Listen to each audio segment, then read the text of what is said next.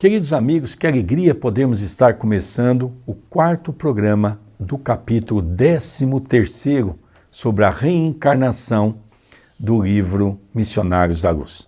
Você está pela TV A Caminho da Luz com o programa Estudando as Obras de André Luiz.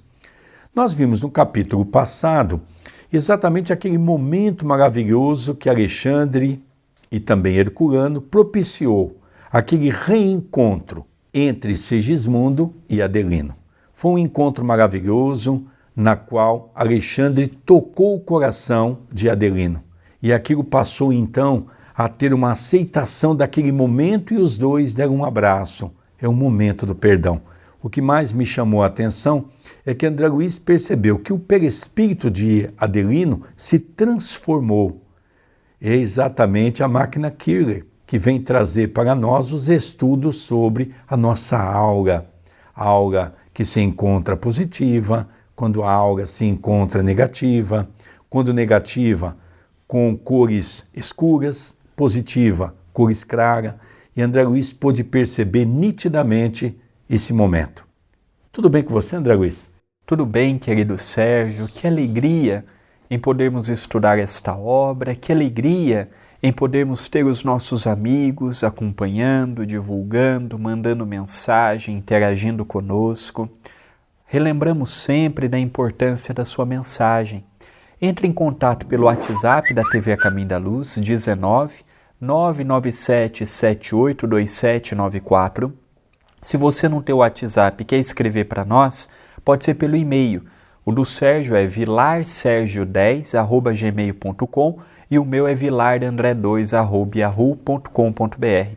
Se você está nos conhecendo a partir do capítulo 13, conheça desde o prefácio de Emmanuel. Se você está acompanhando ansiosamente a cada programa, a cada capítulo, assista também ao estudo do livro Nosso Lar, ao estudo do livro Os Mensageiros. Tem muito material legal no canal do YouTube da TV A Caminho da Luz. Nós terminamos o programa falando um pouquinho dos mapas cromossômicos que tanto Alexandre quanto Herculano havia já estudado as dificuldades pela qual o nosso irmão Segismundo iria passar nessa existência. Vamos dar continuidade? Vamos sim, continua a leitura. Separamo-nos. E eu, torturado de curiosidade estranha, em vista daqueles cuidados extremos, para que Adelino e Segismundo se reconciliassem, antes da reaproximação pelos laços da carne, não sopitei as interrogações que me atormentavam o espírito. Não seria lícito providenciar a reencarnação do necessitado sem quaisquer delongas? Por que tamanha demonstração de carinho para com o esposo de Raquel, se ele deveria sentir-se satisfeito em poder cooperar na obra sublime da redenção? Não dispunhamos de suficiente poder para quebrar todas as resistências? Alexandre ouviu-me pacientemente. Mostrou um sorriso de pai e respondeu: sua estranheza é natural. Não se habituou ainda aos trabalhos de socorro ou de organização neste lado da vida. E depois de pequena pausa, considerou: cada homem, como cada espírito, é um mundo por si mesmo, e cada mente é como um céu. Do firmamento descem raios de sol e chuvas benéficas para a organização planetária, mas também, no instante do atrito de elementos atmosféricos, desse mesmo céu procedem faíscas destruidoras.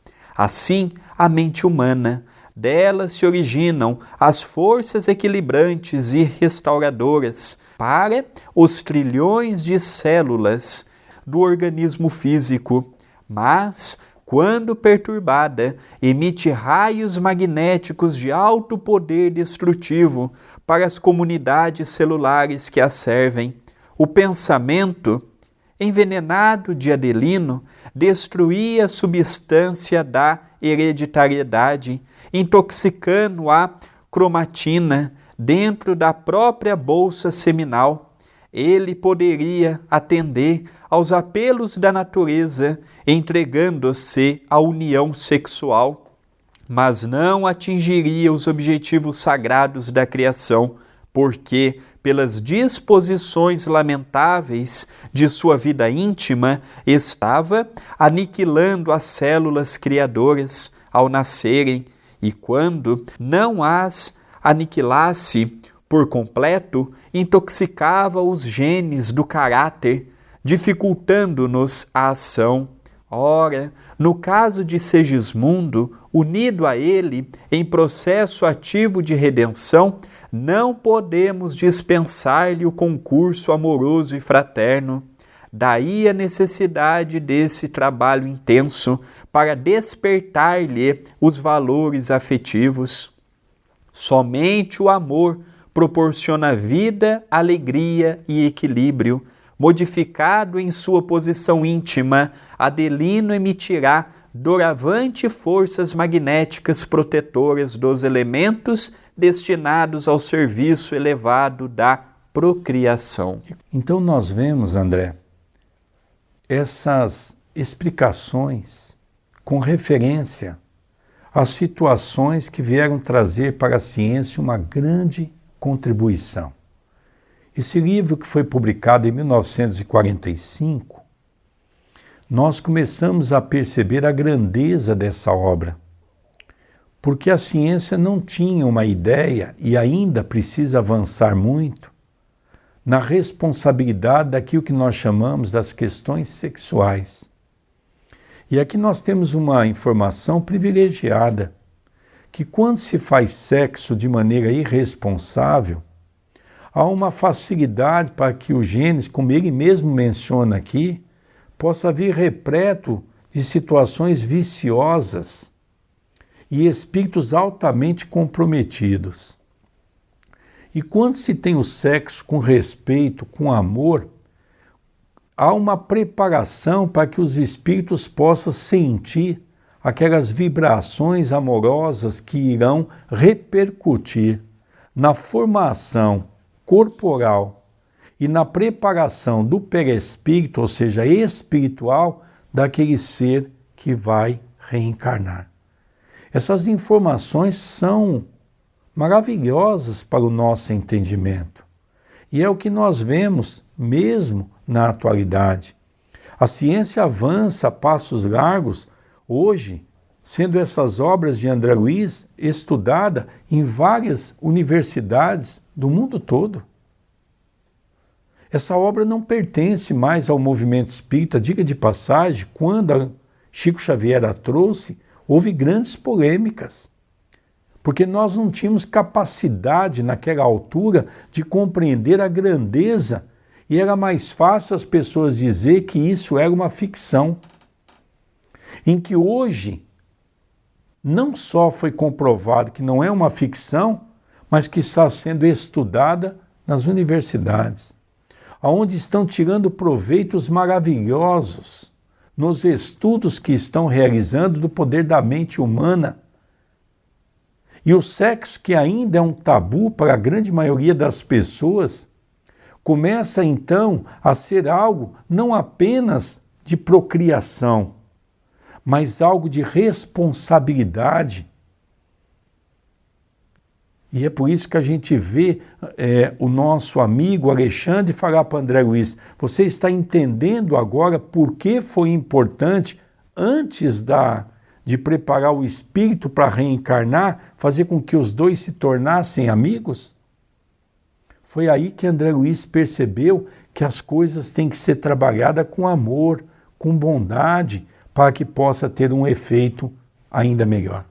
Aqui no Brasil, nós temos uma percentagem muito grande de gravidez indesejada.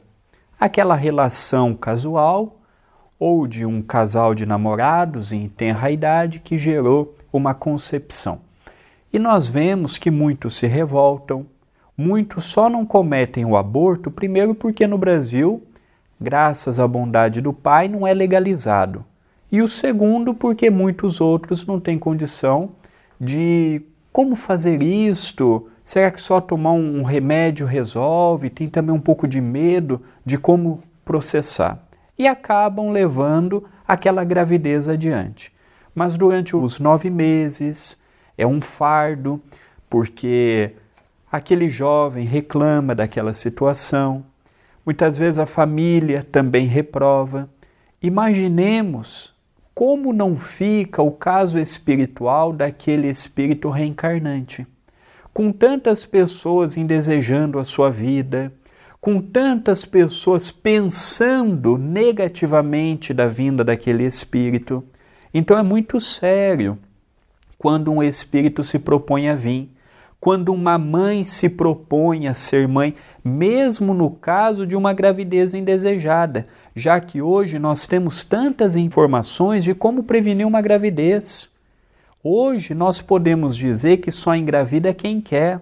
Temos tantos meios, até gratuitos, para evitarmos isto. Então nós vemos como este capítulo ele é atual. E um ponto interessante, que eu nem tive a oportunidade de falar com o nosso querido Sérgio, que vimos recentemente, é que o Chico dizia na sua época que haverá o dia que teremos um grande útero, que vai poder, em forma de uma máquina, vir às futuras gerações. E é interessante que nos Estados Unidos, cientificamente falando, já se criou um protótipo de um experimento que eles estudam, que será em aproximadamente 10, 15 anos, esta máquina. Então nós vemos a mediunidade do Chico antecipando muitos fatos, trazendo muitas informações como este livro. Um outro ponto importante do livro Missionários da Luz é quando ele fala da glândula pineal. Até a década de 40, pouca informação a ciência tinha disto. No único capítulo desta obra, André Luiz dá 21 definições a esta glândula, que hoje já é considerada como a glândula da vida, a glândula da mediunidade, aquela parte que nós temos que nos liga ao mundo espiritual. Então as obras de André Luiz, as obras de Chico Xavier, de modo geral, elas têm muito contributo para a ciência, para a filosofia e para a religião, que enriquece os seus leitores. Dando continuidade na leitura, a palavra do orientador não podia ser mais lógica. Começava agora a compreender o sentido sublime do trabalho que se realizara para que o esposo de Raquel se fizesse mais humano e mais doce. Como não encontrasse expressões para definir meu assombro, Alexandre sorriu e acentuou, depois de longo intervalo: segundo pode observar, não existem por aqui milagres para o culto do menor esforço. E quando ensinamos em toda parte a necessidade da prática do amor, não procedemos obedientes a meros princípios de essência religiosa, mas atendendo a imperativos reais da própria vida, no curso de seus esclarecimentos, alusivos ao interessante caso de Segismundo, o bondoso instrutor ferira assuntos de grande relevância para mim, mencionara a união sexual e designara o trabalho criador como seu objetivo sagrado. Não seria esse o momento oportuno de ouvi-lo mais extensamente respeito ao delicado assunto? Criveio de interrogações ansiosas. Alexandre não se mostrou surpreendido e ouviu-me as perguntas com imperturbável serenidade. Quando me coloquei na atitude de expectativa, respondeu amavelmente: o sexo tem sido tão aviltado pela maioria dos homens reencarnados na crosta que é muito difícil para nós outros, por enquanto, elucidar o raciocínio humano com referência ao assunto.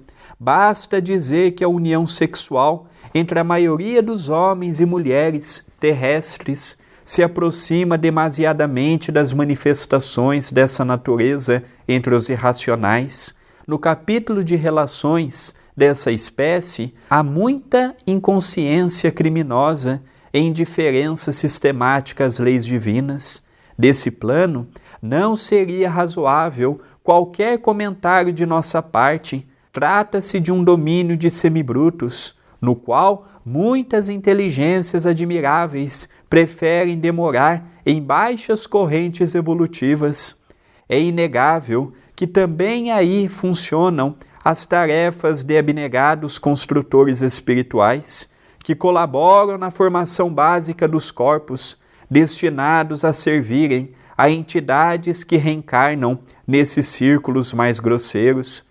Entretanto, é preciso considerar que o serviço, em semelhante esfera, elevado a efeito em massa, com características de mecanismo primitivo, o amor nesses planos mais baixos é tal qual o ouro perdido em vasta quantidade de ganga, exigindo largo esforço e laboriosas experiências para revelar-se aos entendidos. Entre as criaturas, porém, que se encaminham de fato aos montes de elevação, a união sexual é muito diferente, traduz a permuta sublime das energias perispirituais, simbolizando alimento divino para a inteligência e para o coração, e força criadora não somente de filhos carnais, mas também de obras e realizações generosas da alma para a vida eterna. Aqui duas coisas que nos chamam a atenção é exatamente a colocação que Alexandre faz para André Luiz, dizendo que a evolução é algo muito difícil. Ela não se faz de maneira brincando e, ao mesmo tempo, a evolução não se faz de maneira ociosa. Tem que haver muito trabalho, muita dedicação, muita compreensão. Allan Kardec vai mais além, tem que ter muito estudo. No Livro dos Médiuns, ele fala que o estudo é primordial para alcançarmos os conhecimentos necessários para termos uma vida mais dilatada. O segundo ponto que elenco é exatamente algo que nos assusta, que nós ainda temos a sexualidade porque somos ainda espíritos embrutecidos. E quando nós analisamos assim, é fácil compreender. Daquela escala que encontramos no Evangelho segundo o Espiritismo, daqueles 5 mundos, mundo primitivo, mundo de provas e expiações, mundo de regeneração, mundo ditosos e muito felizes, nós vamos perceber que nós estamos em transitoriedade entre 2 mundos. Ainda há muitas pessoas reencarnadas que compõem o primeiro mundo, mundo primitivo. E o restante compõe o segundo mundo, que é o mundo de provas e expiações. O primeiro mundo, o mal impera sobre todas as coisas. O segundo mundo, o homem já começa a entender o que é a fagulha do amor, mas o mal ainda impera sobre o bem. Então nós começamos a perceber que o sexo ainda é um dos grandes desregramentos da criatura humana. Um dos vícios que ainda está atrelado ao homem velho. Interessante que nós conseguimos encontrar nos animais irracionais, às vezes, certos comportamentos mais importantes do que o comportamento do homem, principalmente no tocante à sexualidade. Isso demonstra que André Luiz, quando traz essa obra, em 1945, pela Lavra Mediúnica de Francisco Cândido Xavier, estava corretíssimo em mostrar para todos nós que ainda somos seres embrutecidos, vivendo no mundo de provas e expiações. E é importante citar também que o Espiritismo, ele não condena o sexo. Pelo contrário, nós devemos trazer este assunto com tantos tabus, com tantas barreiras para as nossas reflexões. É perfeitamente possível falar de sexo sem o sensualismo que o assunto ele nos convida. O sexo ainda faz parte da nossa evolução. Ele não é um problema. O problema é o desregramento da mente humana.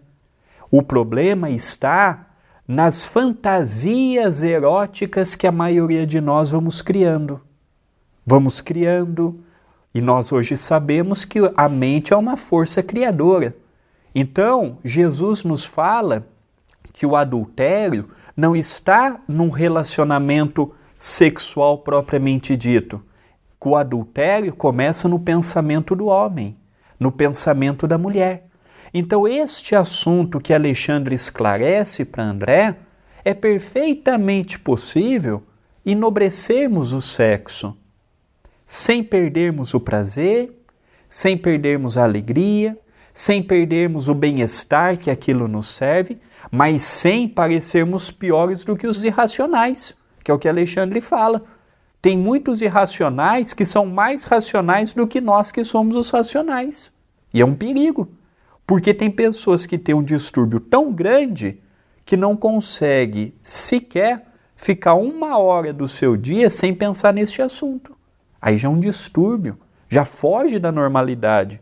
Então este tema nós temos sim que debater, conversar, dialogar, porque senão nós vamos parar no tempo e achar que assuntos delicados como este não merecem a nossa atenção. Merece sim, até mesmo preparando as futuras gerações, vendo no sexo e na sexualidade uma necessidade humana, mas que precisa ser respeitado, o que nós não temos visto nas gerações mais novas da atualidade. Temos visto uma promiscuidade, temos visto um excesso, temos visto muitas complicações que vão gerar grandes e sérios problemas no porvir. Dando continuidade, Alexandre fez ligeira pausa, sorriu paternalmente e continuou.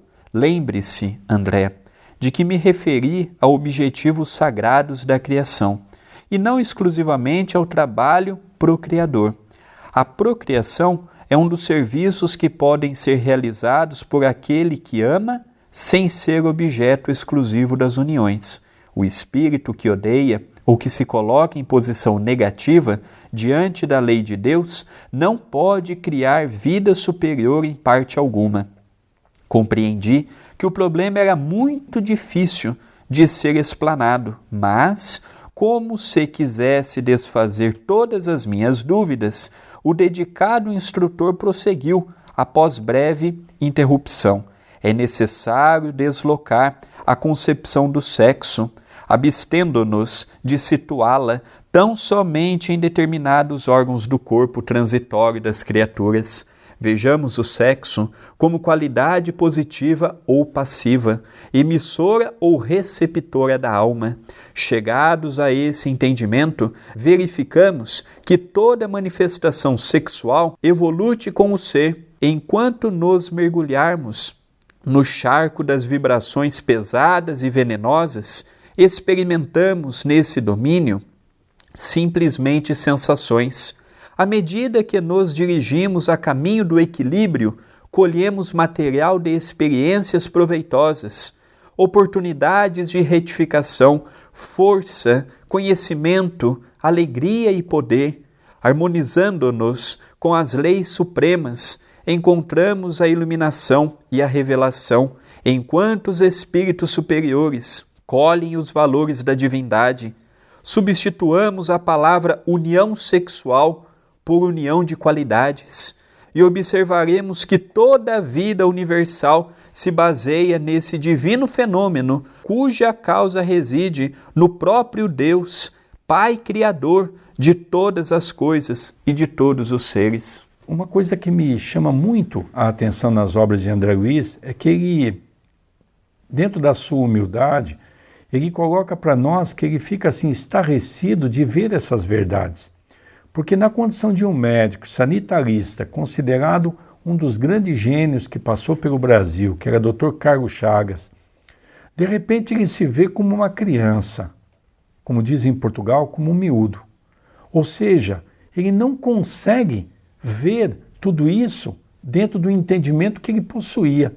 Para ele são tudo fatos novos e que tem trazido ele uma grande contribuição para a sua formação espiritual. E Alexandre diz exatamente para ele, não é condenável ainda, porque o estágio que se encontra, os reencarnantes na Terra, são criaturas dessa natureza, que ainda têm o sexo como uma necessidade, que ainda tem o desregramento coroado na sua forma mental, e que isso não se tira do dia para a noite, vai se trabalhando gradativamente, colocando o amor e a bondade.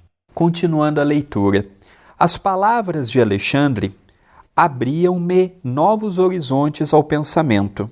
As questões obscuras do tema tornavam-se claras ao meu campo mental, fazendo-me sentir que os intervalos da conversação se destinavam a fornecer-me tempo de meditar. O benevolente orientador continuou, depois de longa pausa: essa união de qualidades entre os astros chama-se magnetismo planetário da atração. Entre as almas, denomina-se amor.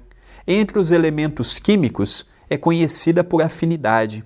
Não seria possível, portanto, reduzir semelhante fundamento da vida universal, circunscrevendo-o a meras atividades de certos órgãos do aparelho físico.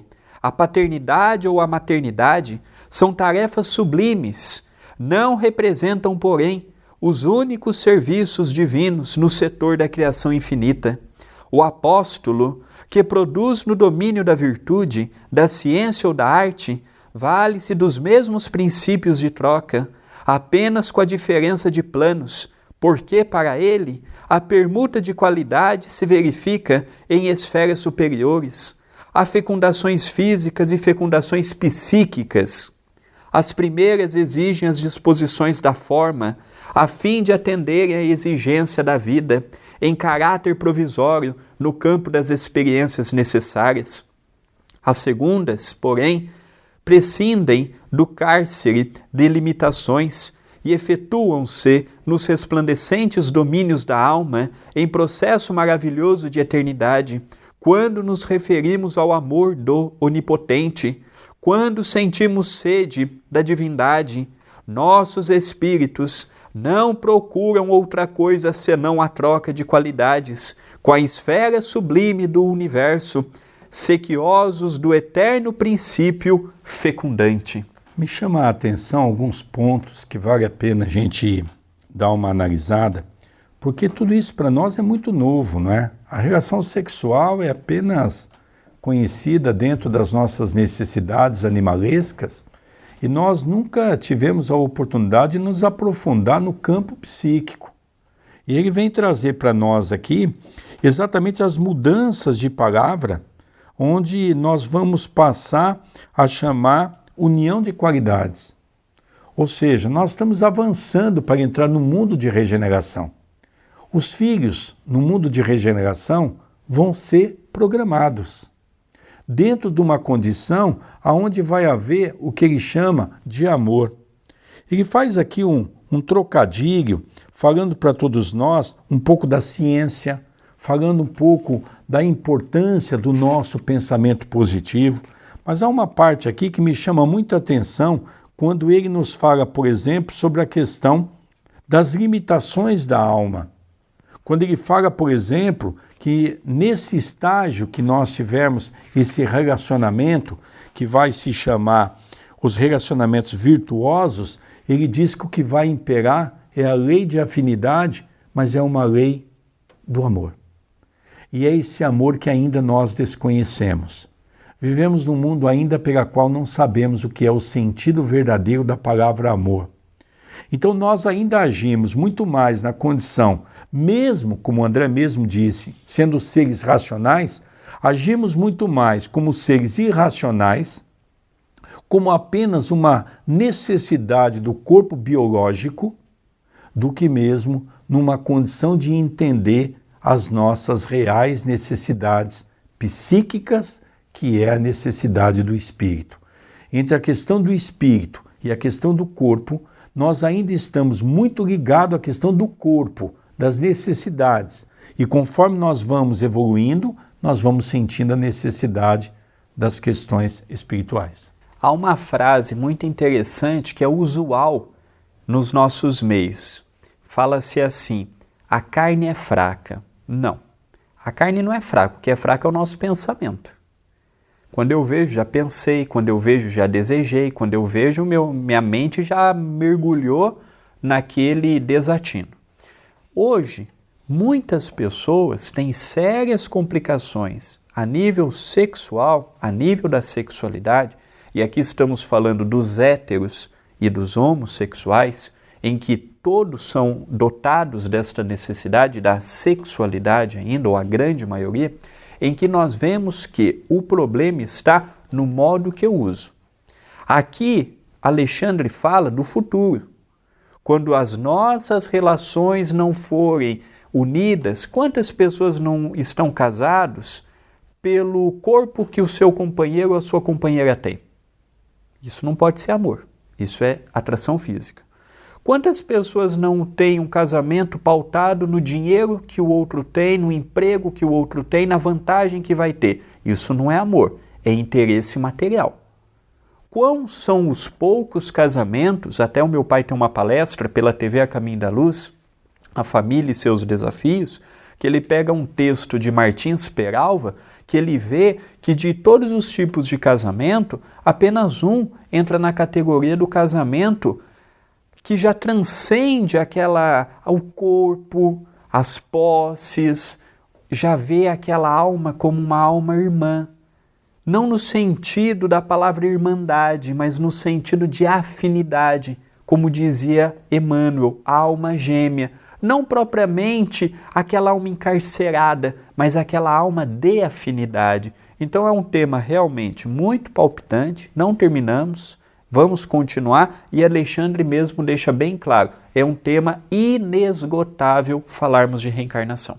André, ainda falta 2 minutinhos para nós, queria que você falasse um pouquinho dessa colocação maravilhosa. Há fecundações físicas e há fecundações psíquicas.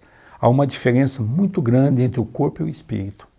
Como eu já tive a oportunidade de nascer no lar espírita, eu tive a dádiva de conhecer muitas pessoas que passaram na casa de meus pais. E uma pessoa que deixa tanta saudade é a tia Egorina Cunha, da cidade de Sacramento, sobrinha do professor Eurípides Barçanufo.